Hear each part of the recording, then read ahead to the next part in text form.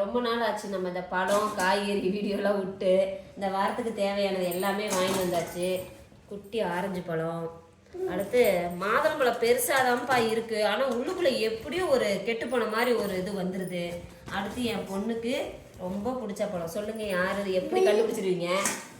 என்ன பழம்? முள்ளு பழம். Very good. என் பொண்ணை பொறுத்த வரைக்கும் இது முள்ளு பழம், அப்புறம் ரம்புட்டான்.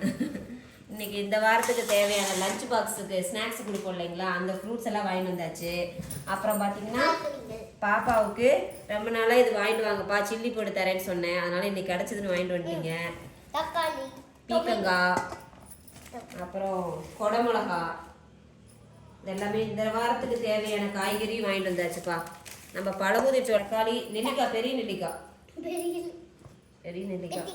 இந்த கிழங்கு சாப்பிடுங்க, உண்மையாலுமே கால் வலி கொஞ்சம் பரவாயில்ல, நல்லா இருக்கு இந்த வாரம் இது. அடுத்து பார்த்தீங்கன்னா பாப்பா கேட்டான்னு சொல்லி ஹார்லிக்ஸ் வாங்கிட்டு வந்திருக்கு. ஆனால் ஹார்லிக்ஸில் ஒன்றும் இல்லை, குழந்த மாட்டுப்பாலில் தான் குடிப்பாளா, அதனால இன்னைக்கு ஞாயிற்றுக்கிழமை மாற்றி கொடுக்கலான்னு சொல்லிட்டு. அப்புறம் பாருங்க தள்ளு, இன்னும் தள்ளு. தேவையான சோப்பு, சீவக்காய் எல்லாமே வாங்கிட்டு வந்தாச்சுப்பா.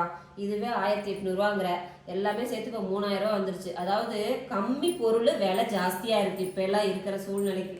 போதுமா? இந்த 15 நாளைக்கு தேவையான ஸ்டேஷனரி இது கிளாசரி ஐட்டம், சமையல் ஐட்டம், இந்த வாரத்துக்கு தேவையான பழம், பாப்பாவுக்கு ஸ்நாக்ஸ் கொடுக்கறதுக்கு.